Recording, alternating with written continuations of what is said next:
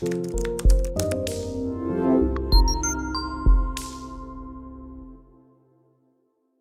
Life time ही वो pregnant रहती है जी। और वो एक ही जगह पे, छोटी सी जगह पे रहती है, कोई मूवमेंट नहीं, कुछ नहीं। वहीं पे सब कुछ, खाना भी उसी को वहीं पे है, वहीं पे कोई घूमने की जगह नहीं है, कुछ नहीं है।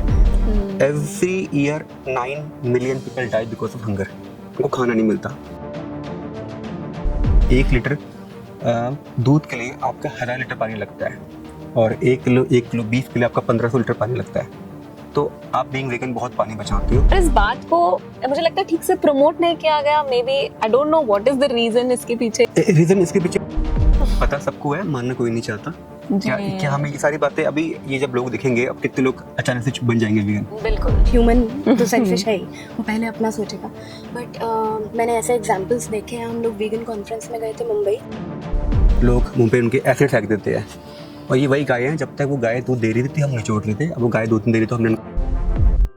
एक बार फिर से आपका स्वागत है और आज के इस वीडियो में हम हमारे मेहमानों के साथ हैं। नीरज सर और सोनाली मैम हमारे साथ हैं जो वीगनिज्म पे हमसे बात कर रही हैं और पिछले 2 वीडियो से हम इस टॉपिक पे, इस बारे में बात कर रहे हैं।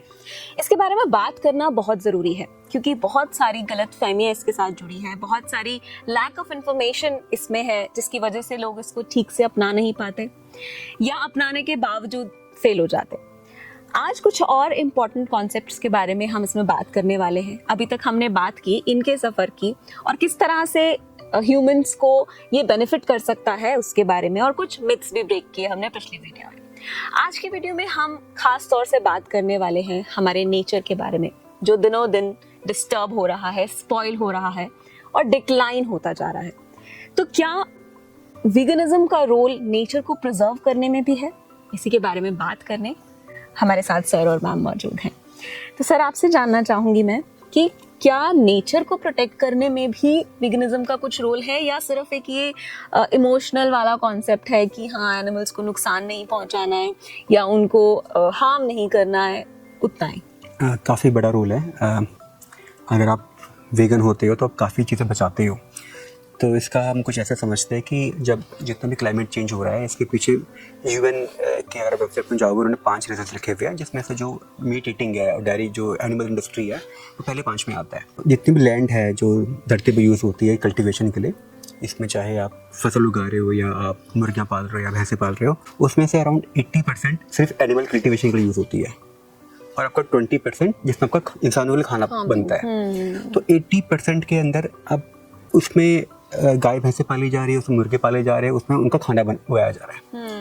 तो जब भी इतना बड़ा एरिया आपको चाहिए होता है, आप जंगल काटते हो। तो जंगल आप काटते हो तो सिर्फ पेड़ ही नहीं काटते हैं। हमें लगता है कि हाँ, पेड़ कट गए, जंगल साफ हो गए, बट ऐसा नहीं है। जो उन जंगल में जानवर रह रहे हैं, बिल्कुल, पेड़ों के ऊपर घोंसले होंगे, वो सब कहाँ जाएंगे? वो अंडे गिर गए, मर गए। और जो उस जंगल में जानवर रहते थे, हाथी, आपका भालू, आपका हिरन, ये सब बेघर हो गए, ये सब मरेंगे कहीं पे जाके। तो आपने अपने मीट के लिए, अपने अंडों के लिए पेड़ कटवाए, जो कि डिफोरेस्टेशन हुआ, टेम्परेचर बढ़ा अर्थ का। आपने फिर कई हज़ारों करोड़ों लाखों जानवरों का उनको बेघर कर दिया सिर्फ अपने टेस्ट के लिए। और हैरानी की बात यह है कि इस 80% कल्टीवेशन के बाद भी जो मेनली प्रोटीन इंसानों का आता है वो 20% से आता है। तो ये सिर्फ टेस्ट का काम है और कुछ नहीं है, इट्स ओनली फॉर टेस्ट। तो आज की डेट में अगर मान लीजिए, ऐसा होगा नहीं, पर मान लीजिए अगर सारी दुनिया अगर वेगन बन जाती है, तो हम जो ज़मीन बचाते हैं, जो ज़मीन बचेगी वो अफ्रीका जितनी बचेगी ज़मीन। तो उस ज़मीन पर हम खाना उगा सकते हैं।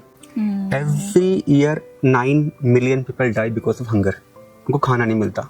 अगर हम उस ज़मीन पे खाना उगाएंगे, खाने का रेट कम होगा, सबके पास खाना जाएगा, भुखमरी की प्रॉब्लम खत्म हो जाएगी। और जब पेड़ पौधे उगाएंगे वो ऑक्सीजन देंगे, क्लाइमेट चेंज की प्रॉब्लम खत्म हो जाएगी।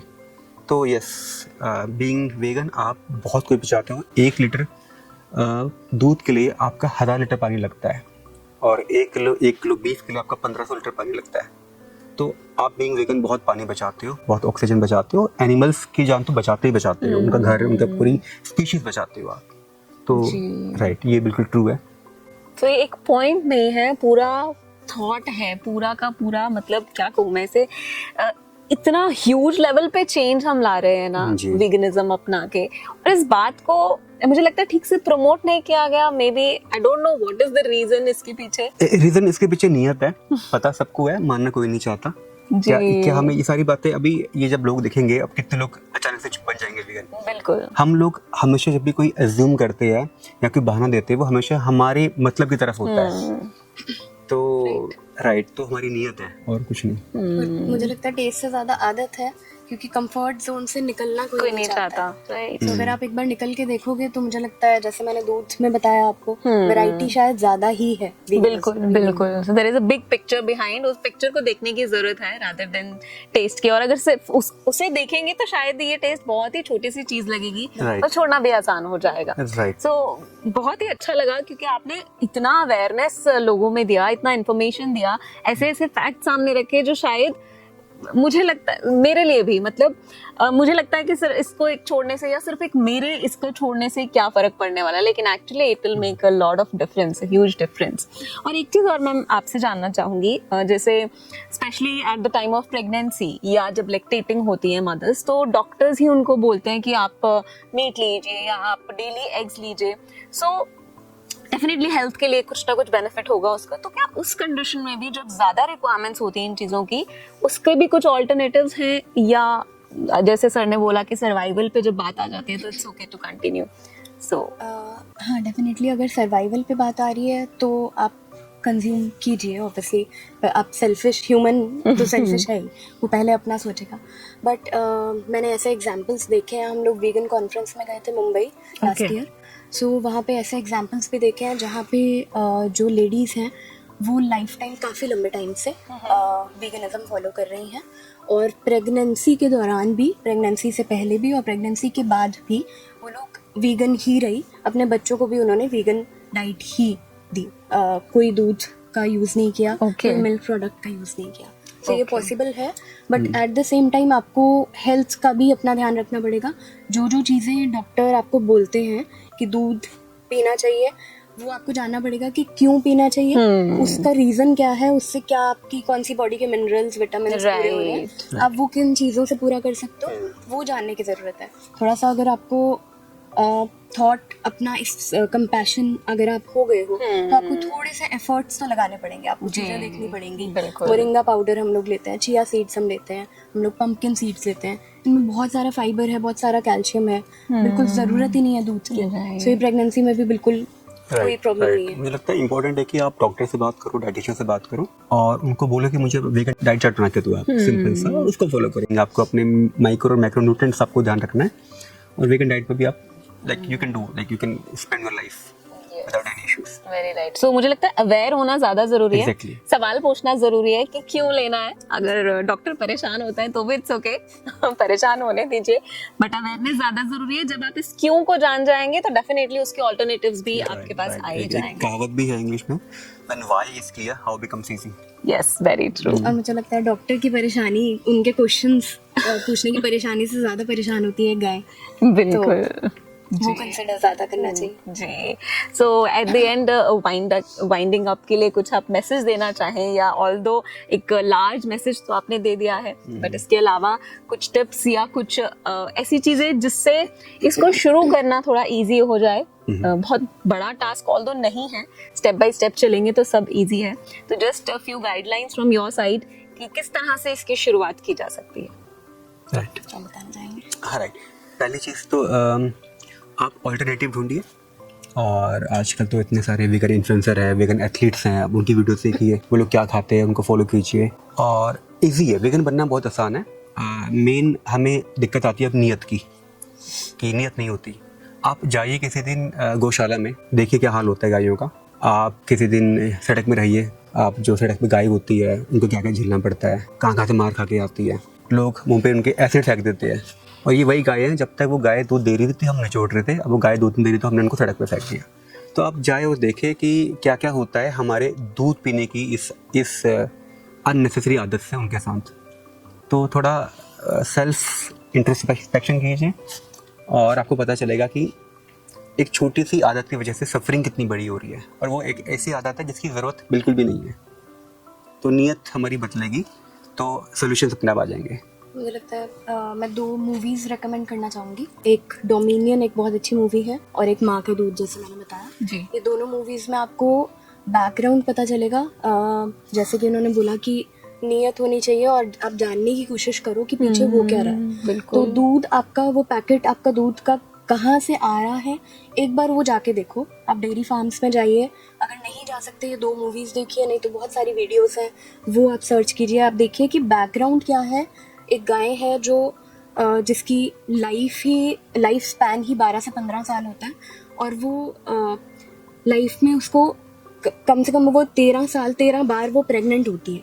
सो मतलब उसकी पूरी लाइफ टाइम ही वो प्रेग्नेंट रहती है।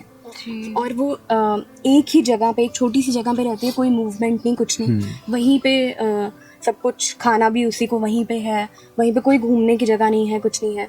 तो कितने इन्फेक्शंस भी होते हैं अगर हम हेल्थ वाइज भी देखें, तो उसी गाय को बहुत सारे इन्फेक्शंस भी हैं क्योंकि वो घूम नहीं पा रही है, हेल्थ वाइज अच्छी नहीं है, उसको खाना अच्छा नहीं मिल रहा है, बिल्कुल। दूध के ऑल्टरनेटिव्स नहीं है। और एक लास्ट बात मैं कहना चाहूँगा, स्पेशली फीमेल्स के लिए, हमारी सारी लेडीज़ के लिए, अगर आपको लगता है कि आप फेमिनिस्ट हो तो आपको तो सबसे पहले बंद करना चाहिए दूध पीना।